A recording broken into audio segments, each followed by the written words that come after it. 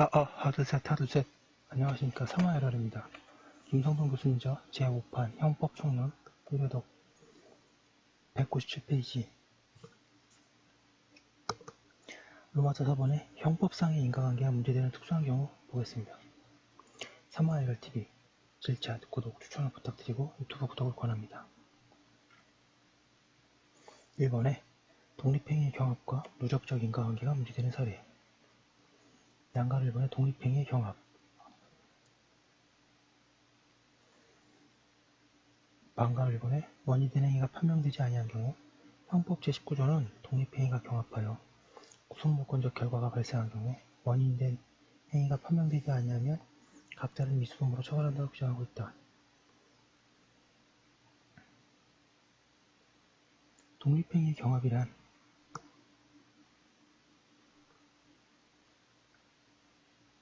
2인 이상이 서로 인사연락 없이 동시 또는 일시에 동일한 객체를 향해 공격하는 행위를 말한다.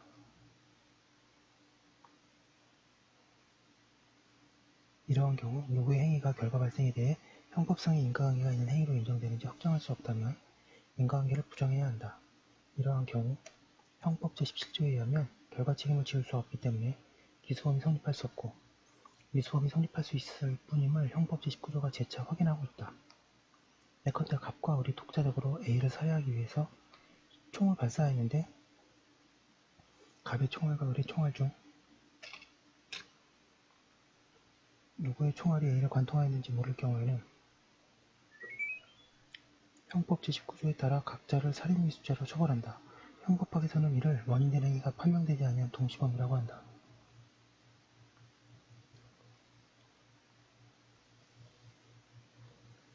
반가 1번에 원인된 행위가 판명된 경우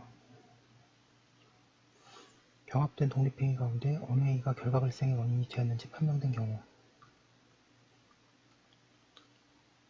예컨대 A의 심장에 박힌 총알이 갑의 총알이고 을의 총알이 빗나간 것으로 밝혀졌다면 원인된 행위가 판명된 독립행위가 경합한 경우로서 198페이지 갑은 살인미수죄, 을은 살인미수죄로 처벌된다. 이를 원인된 행위가 판명된 동시범이라고 한다. 양가 1번의 누적적, 중적적 인과관계가 문제되는 사례.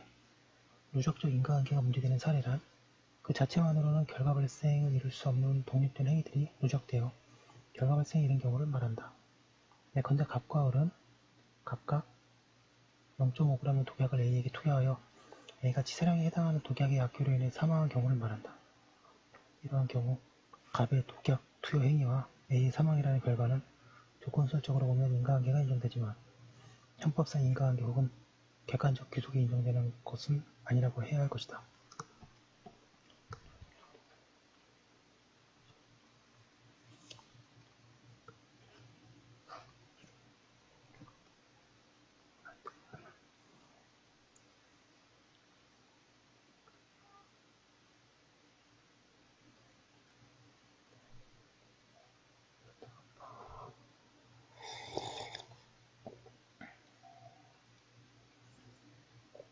왜냐하면 독약 1g으로 사람이 사망하는 것은 0.5g의 독약 투여로 발생할 수 있는 전형적인 위험이 아니기 때문이다.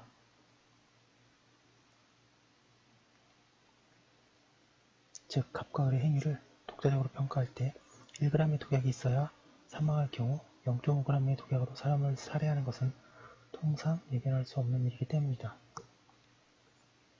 따라서 이 경우 갑과 을이 각각 살해의 고의를 가지고 행위한 이상 갑과 을에 대해서는 살인미수죄의 성립만 인정될 수 있을 뿐이다.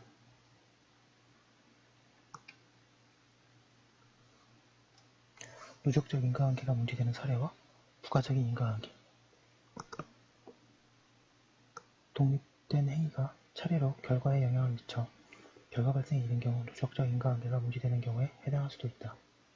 독립행위의 경합을 누적적 인과관계가 문제되는 사례로 취급하려면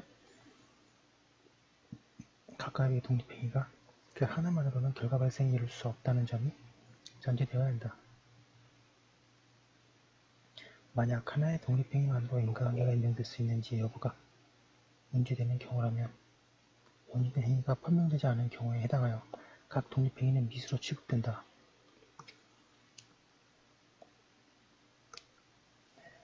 다른 한편 공동의 목표를 가진 수인의 행위자들이 단독 행위로는 결과 발생에 이를 수 없는 수개의 행위를 공통으로 하여 그 행위들이 누적되어 결과 발생에 이른 경우는 독립행위가 아니라 공동행위이기 때문에 부분행위를 전체로서 고려하여 결과 발생 간의 인과관계를 판단하여야 한다. 따라서 그러한 경우는 누적적 인과관계가 문제되는 경우라고 하지 않고 부가적인 인과관계가 문제되는 사례라고 할 수 있다. 이에 관해서는 공동점검의 인과관계 부분 참고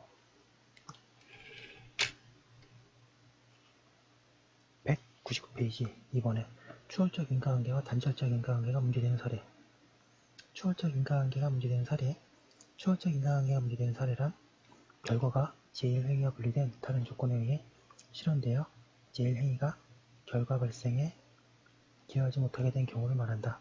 예컨대 갑이 자동차를 운전하다가 과실로 A를 치었고 A는 부상을 입고 도로 위에서 넘어져 있는 상태가 되었는데 마침 그 사고 현장을 지나가는 을이 A에게 총을 쏘아 A를 살해한 경우 갑의 행위는 을의 행위에 추월당한 행위이고 을의 행위는 갑의 행위를 추월한 행위이다. 추월적 인과관계에서 인과관계 인정 여부가 문제되는 행위는 추월당한 행위이다. 이 경우 갑의 행위는 A의 행위에 대해 인과관계가 부정된다. 왜냐하면 을의 행위가 갑이 진행시킨 인과적 진행 과정을 추월하여 갑의 행위로 인해 진행되는 인과관계를 단절하였기 때문이다.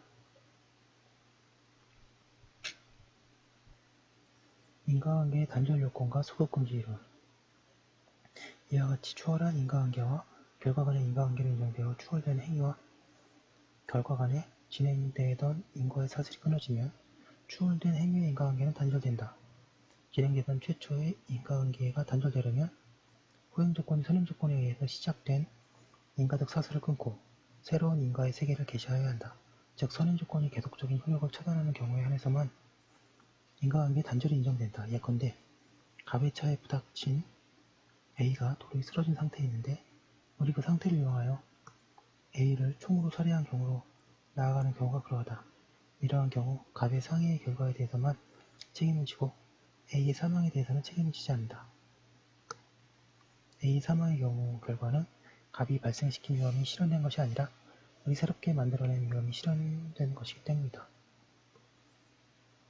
이와 같이 추월한 행위와 결과 발생 인과관계가 인정됨에도 불구하고 추월된 행위를 다시 소급시켜 결과와 인과관계를 인정해서는 안 된다는 이론을 소급금지 이론이라고 한다.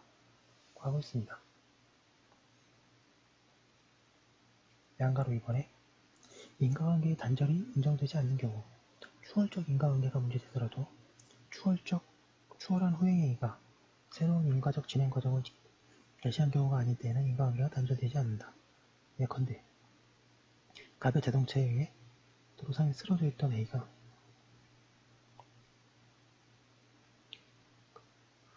운전자 을의 과실로 사망한 경우가 그러하다. 200페이지에 이러한 경우 갑의 행위는 을의 후행 과실 행위가 개입하였음에도 불구하고 여전히 A의 사망에 대해 조건설 내지 합법칙적 조건설적 의미의 인과관계가 인정된다. 왜냐하면 갑은 최초의 과실 행위를 통하여 A가 뒤따라오는 자동차에 다시 치일 수 있는 상태를 만들었기 때문이다. 갑의 행위에 대한 객관적 기속도 역시 인정될 수 있다. 갑의 과실로 인해 발생된 구체적인 위험이 A의 사망이라는 결과로 실현된 것이라고 말할 수 있기 때문이다. 즉 자동차 사고를 일으켜 피해자를 길바닥에 쓰러뜨리면 제3자에 의해 다시 자동차에 칠 수 있는 위험이 있고 그를 통해 사람이 사망에 이를 수 있음은 통상 예견 가능한 일이라고 할 수 있기 때문이다. 이러한 경우에 갑의 진행시킨 인과적 진행 과정은 을의 후행행위에 의해 단절되었다고 할 수 없는 것이다. 따라서 갑을 모두에게 과실치사죄가 인정되고 두 사람의 행위는 원인된 행위가 판명된 동시범으로 처리된다고 하고 있습니다. 설명이 좀 어려울 수 있는데요. 나중에 공문이라는 거 배우면 아 이게 그 말이었구나 이렇게 할 수 있거든요.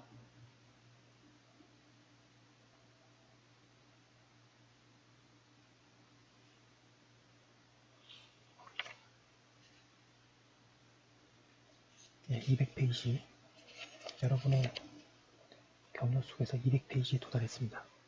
그럼 여기까지 한 거 잠깐 이거 올려두고 잠깐 쉬었다가 또 이어서 하도록 하겠습니다. 잠시만요.